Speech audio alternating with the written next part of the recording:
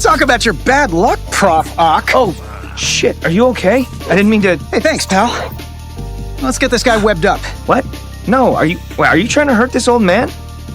Ugh. Look, I saw the portal. I know you're from another dimension.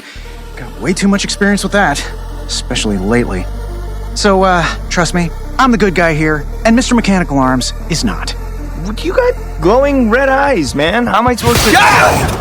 Yep, told you.